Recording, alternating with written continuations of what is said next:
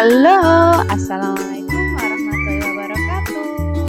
Salam guru penggerak, tergerak, bergerak, menggerakkan. Perkenalkan, nama saya Dina Arisandi. Saya adalah calon guru penggerak angkatan 9 dari SD Negeri 1 Sarirejo, Kecamatan Kaliwungu, Kabupaten Kendal. Di sini saya ingin melakukan channel refleksi mingguan modul 2.2, yaitu pembelajaran sosial dan emosional. Model yang saya gunakan adalah model BIL. Yang pertama description, yang kedua examination, dan yang ketiga articulation of learning. Dalam description modul 2.2 tentang pembelajaran sosial dan emosional dimulai dari hari Jumat tanggal 3 November 2023. Dalam modul ini saya belajar tentang bagaimana menciptakan lingkungan belajar yang memperhatikan kondisi sosial emosional peserta didik.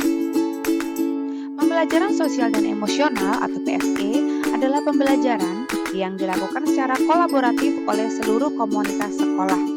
Proses kolaborasi ini memungkinkan anak dan orang dewasa di sekolah memperoleh dan menerapkan pengetahuan, keterampilan, dan sikap positif mengenai aspek sosial dan emosional agar dapat yang pertama memahami, menghayati, dan mengelola emosi atau kesadaran diri. Yang kedua, menetapkan dan mencapai tujuan positif atau pengolahan diri, biasa disebut dengan manajemen diri. Yang ketiga, merasakan dan menunjukkan empati kepada orang lain atau kesadaran sosial. Yang keempat, membangun dan mempertahankan hubungan positif atau keterampilan berelasi. Dan yang terakhir, kelima, membuat keputusan yang bertanggung jawab, mengambil keputusan yang bertanggung jawab. Pembelajaran sosial dan emosional dapat diimplementasikan di kelas dan di sekolah melalui pengajaran eksplisit, integrasi dalam praktek mengajar guru, dan kurikulum akademik, menciptakan iklim kelas dan budaya sekolah, dan penguatan kompetensi sosial dan emosional pendidik dan tenaga kependidikan di sekolah. Kegiatan pertama dimulai dari dalam diri, kemudian dilanjutkan dengan eksplorasi konsep. Pada eksplorasi konsep, kami membaca materi-materi yang berkaitan dengan pembelajaran sosial dan emosional dan menjawab beberapa pertanyaan pemantik pada setiap tahapan eksplorasi konsep yang ada. Pembelajaran selanjutnya dilakukan dengan ruang kolaborasi. Pada tahap ini kami bertemu dengan kelompok lain sesuai jenjang dan diskusi melalui Google Meet. Kami berdiskusi pembelajaran sosial dan emosional sesuai dengan jenjang. Hari selanjutnya kami bertemu kembali di Google Meet pada ruang kolaborasi sesi 2 dengan melakukan presentasi dari hasil diskusi yang sudah dilakukan. Hasilnya, kami unggah tugas ruang kolaborasi. Berikutnya kami membuat demonstrasi kontekstual membuat RPP yang terintegrasi dengan kompetensi sosial dan emosional. Pada hari Rabu tanggal 15 November 2023, pukul 13 sampai 14.30, saya bertemu dengan fasilitator pada sesi elaborasi pemahaman dengan membahas pembelajaran sosial emosional lebih dalam lagi. Selanjutnya saya membuat koneksi antar materi dengan menjawab pertanyaan-pertanyaan pemantik yang ada pada sesi terakhir di modul 2.2. Saya melakukan aksi nyata bagaimana pembelajaran sosio-emosional yang akan diterapkan pada kelas atau sekolah saya.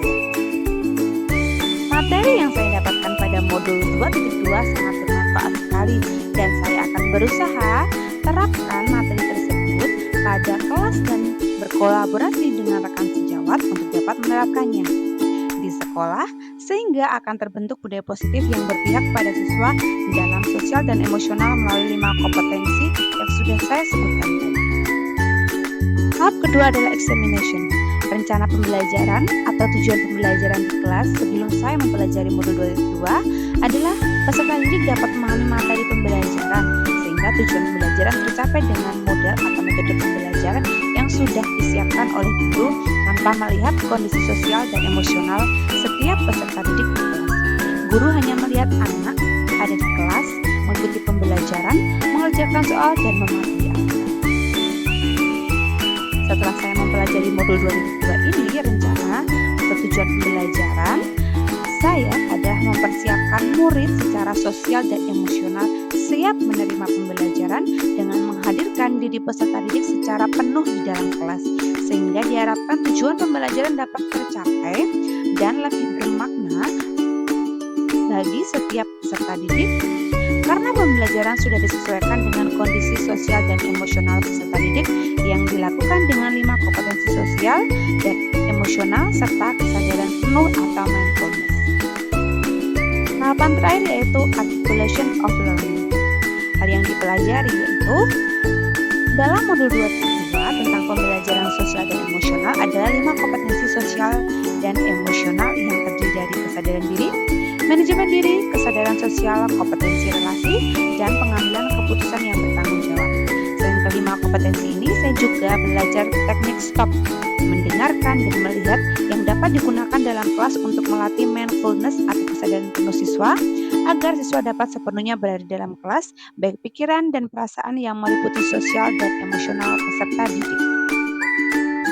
Rencana perbaikan di masa mendatang, saya akan lakukan yang pertama, menciptakan lingkungan pembelajaran yang aman dan nyaman agar seluruh individu di sekolah dapat meningkatkan akademisnya dan kesejahteraan psikologis secara optimal.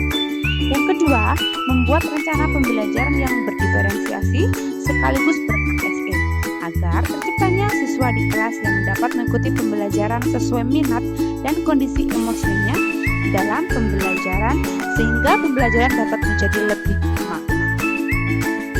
Ketiga, menerapkan 5 kompetensi sosial dan dalam kelas sekolah yang terdiri dari kesadaran diri, manajemen diri, kesadaran sosial, kompetensi relasi, dan pengambilan keputusan yang bertanggung jawab. 4. Berusaha mengajarkan pembelajaran sosial emosional berbasis mindfulness atau kesadaran penuh dengan pengajaran eksplisit, integrasi praktek pengajaran, menciptakan iklim budaya sekolah, dan penguatan kompetensi sosial emosional rekan sejawat di sekolah.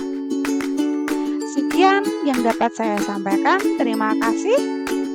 Salam guru penggerak, tergerak, bergerak, menggerakkan. Wassalamualaikum.